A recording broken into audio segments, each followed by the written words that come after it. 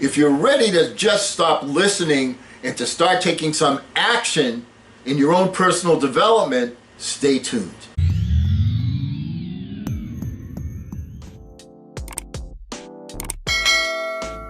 Hello again, everyone. I'm Eli's dad with Project Eli, where we educate, we lead, and we inspire.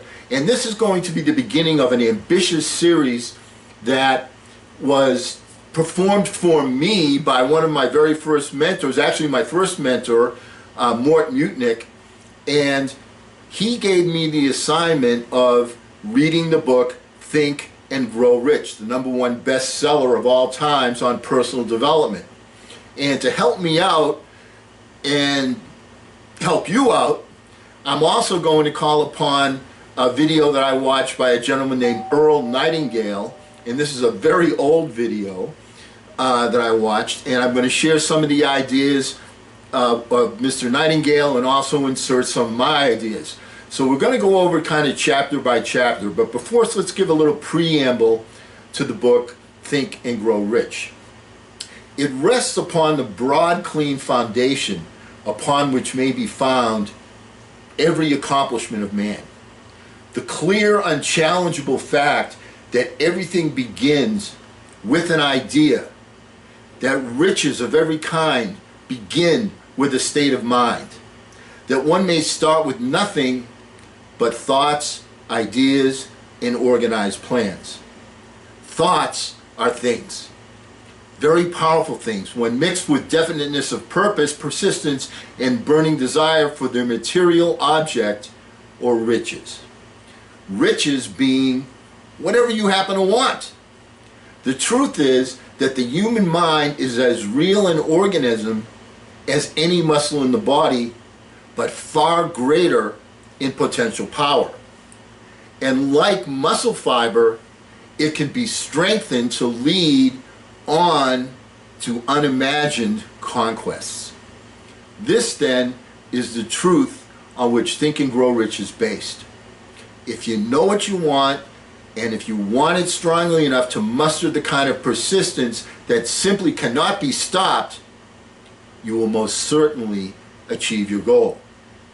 By controlling your mind, you can control your destiny here on this planet.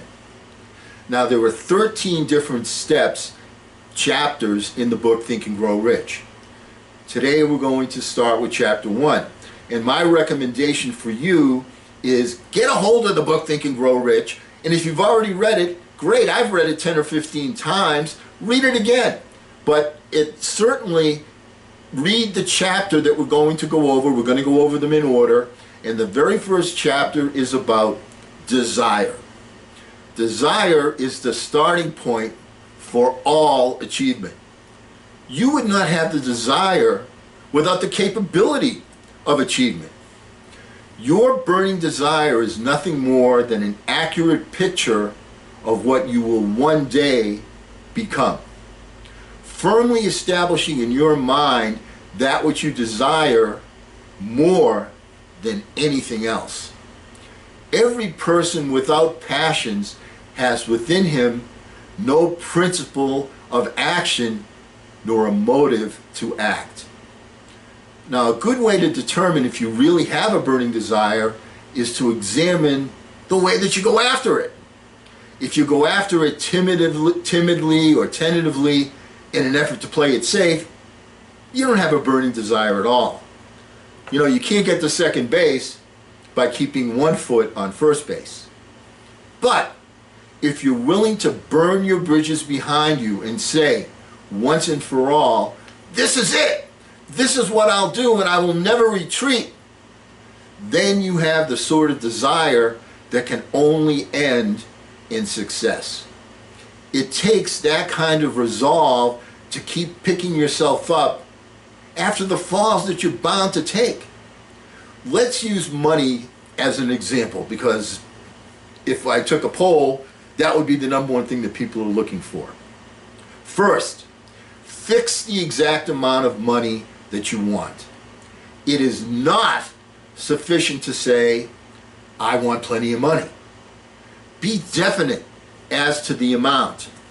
Second, determine exactly what you intend to give in return for the money that you desire.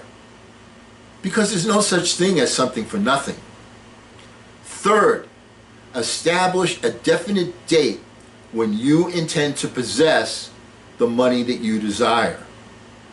Fourth, create a definite plan for carrying out your desire and begin at once, whether you're ready or not, to put this plan into action. Get to the starting line. That's the key element. Excuse me. Fifth, write out a clear, concise statement of the amount of money you intend to acquire. Name the time limit for its acquisition, state what you intend to give in return for the money, and describe clearly the plan through which you intend to accumulate it. And then sixth, read your written statement aloud twice every day. Once before you retire at night, and once after rising in the morning. As you read your statement, see and feel and believe yourself already in possession of the money or whatever your goal happens to be. Now, of the 13 principles, this desire is by far the most important one. And here's how Napoleon Hill ends this chapter in the book. Quote, "Through some strange and powerful principle of mental chemistry, nature wraps up in the impulse of strong desire that something that recognizes no such word as impossible and accepts no such reality as failure." Nature wraps it up. When you have that burning desire, everything relates to that. Ideas will flow to you. We're going to go over with you as we go over these succeeding chapters how this happens, how you can put this into action. The first thing you have to do, however, is have that desire, outline the 6 steps, make sure that you write it down, make sure that you read it. Repetition's retention. The more that you say it, the more you believe it, the more it becomes part of you, the more you embrace it, the more you will not be denied. That's how this channel started. I had the ambition to make sure that I was able to give Eli all of the tools available at my disposal so that he could use them and not start at ground zero, but have an advancement and be able to find answers to questions, blueprints on how to proceed step by step. That was my desire. What did I have to overcome? I don't know anything about YouTube. I don't know anything about the computer. I don't know how to edit. What did I do? The first thing, I got started. You get to the starting line. Once you do that, then the next step will appear and you attack it step by step. That's the first chapter. And because we're never going to end a meeting on a philosophical note, our next chapter is on faith. I strongly recommend get the book, read the chapter. If you read it 1 chapter a day, that's easy to do. It's not a huge book. We will go over these things step by step. I promise you, this will be very helpful to you. And we'll never end a meeting on a philosophical note, so let's all get out there and charge! I'm Eli's dad.